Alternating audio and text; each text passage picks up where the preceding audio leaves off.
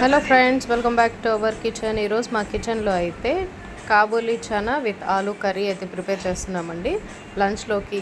First వచ్చేసి మనం రోటీలోకి, రుమాలి రోటీలోకి, చోలే భటూరేలోకి చాలా బాగుంటుంది. ఇందులోకి అయితే ఒక భటూరా ప్రిపేర్ చేసుకొని తిన్నామంటే సూపర్ అనమాట లంచ్ అయితే.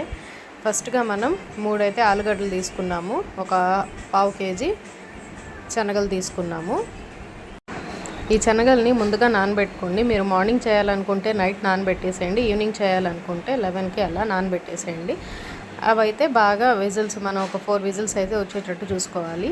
ఇప్పుడు మసాలా ప్రిపేర్ చేసుకుందామండి. అందులోకి అల్లం, పచ్చిమిరపకాయలు, వెల్లుల్లి, జీడిపప్పు ఒక గుప్పెడు పచ్చి కొబ్బరి, ఒక 2 స్పూన్ల గసగసాలు, చెక్క, లవంగ, ఇంకా వచ్చేసి ధనియాలు, కొద్దిగా జీలకర్ర,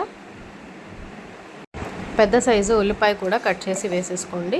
ఇంకా 2 పెద్ద సైజు టమాటాలు మెత్తగా గ్రైండ్ చేసి పక్కన పెట్టేసుకోండి. ఇంకొక పాన్ తీసుకొని ఇందులో వచ్చేసి ఆయిల్ హీట్ అయిన తర్వాత ఒక స్పూన్ జీలకర్ర వేసి ముందుగా పేస్ట్ చేసి పెట్టుకున్న ఆ మిశ్రమాన్ని కూడా ఇందులోకి వేసి బాగా వేయించుకోవాలి.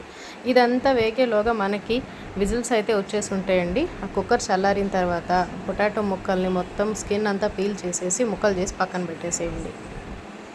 చనా కూడా ఉడికిపోయిందండి. ఈ మసాలా ఇలా ఫ్రై చేస్తూ ఉండగానే ఇందులోకే తగినంత ఉప్పు, నెక్స్ట్ వచ్చేసి పసుపు కలర్ఫుల్ ఉంటుంది కాబట్టి కొంచెం యాడ్ చేసేసుకొని ఒక 5 మినిట్స్ అయితే ఫ్రై చేసేసుకోండి. ఇక ఇందులోకి కొంచెం స్పైసీగా ఉంటేనే ఈ కర్రీస్ బాగుంటాయండి, మరీ చప్పగా ఉంటే ఈ కర్రీస్ అయితే అస్సలు బాగోవు. ఈ మసాలా అంతా ఫ్రై అయింది.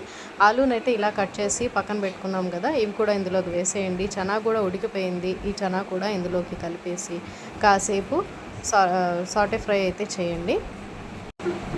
ఇలా బాగా కలిపేసుకోవాలండి. మసాలా అంతా మొత్తం మిశ్రమానికి పట్టేటట్టు మొత్తం కలిపేసుకొని ఒక 2 గ్లాసుల వాటర్ అయితే యాడ్ చేసుకోండి. మీరు గ్రేవీని బట్టి, కొంచెం నాకు గ్రేవీ ఎక్కువే కావాలి కాబట్టి ఇది సెమీ గ్రేవీ కర్రీగానే బాగుంటుంది, మరీ వాటరీగా బాగోదండి.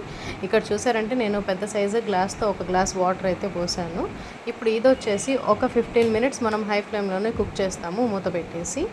ఇట్లా నాన్ స్టిక్ ప్యాన్స్లో అయితే మనకి అడుగు అంటకుండా ఉంటుంది. నాన్ స్టిక్ ప్యాన్ కూడా కాదు, ఇది వేరే ప్యాన్ అండి.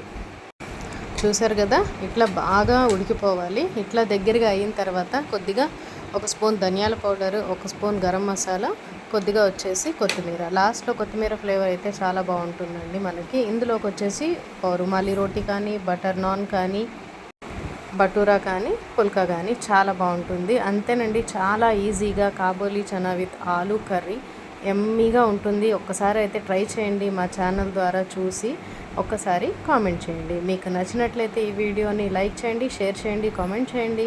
Thanks for watching. Please subscribe to our channel. అలానే పక్కనే ఉన్న బెల్ ఐకాన్ని క్లిక్ చేయండి. Bye bye.